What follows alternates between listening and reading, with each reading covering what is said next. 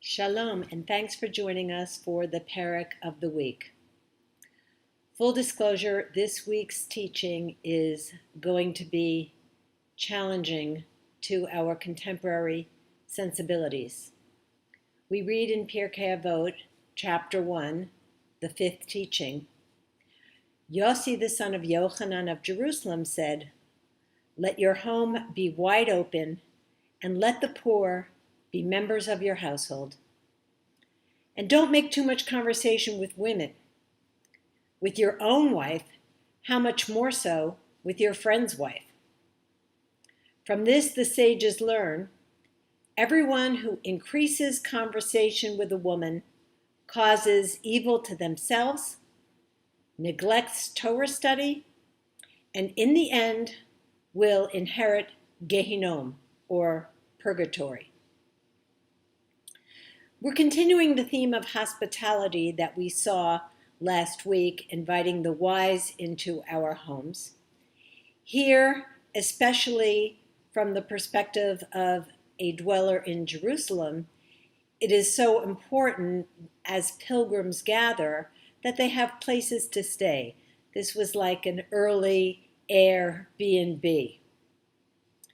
From a contemporary perspective, we are reminded to support homeless shelters and initiatives to meet people's basic needs. And I'm so proud of Temple Chai's involvement in Family Promise, where we house and feed homeless families.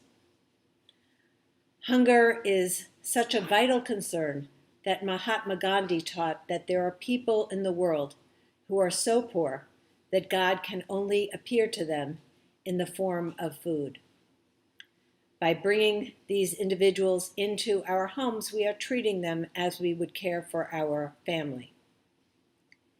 The openness of our home means not only physical sustenance, but generally making ourselves available to those who might be, for example, poor in knowledge in a certain area and in need of advice or guidance.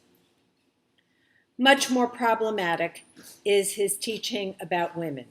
And I thought about skipping this parak, but decided that in the interest of honesty and full disclosure, we needed to examine this thought. There are many apologetic commentaries which try to mitigate the negative impact and the harsh, painful impact of these words by suggesting that, what he really means is don't participate in idle chatter, that we should have substantive conversation. I'm certainly grateful that we have moved beyond this stage as a community where we now value the words of women and of our female partners.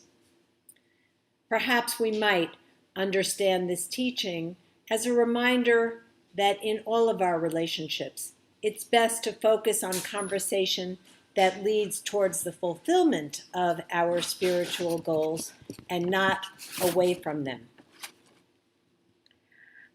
I love that the Talmud quotes the famous teacher Beruria, who uses these words actually to chastise Yossi the Galilean.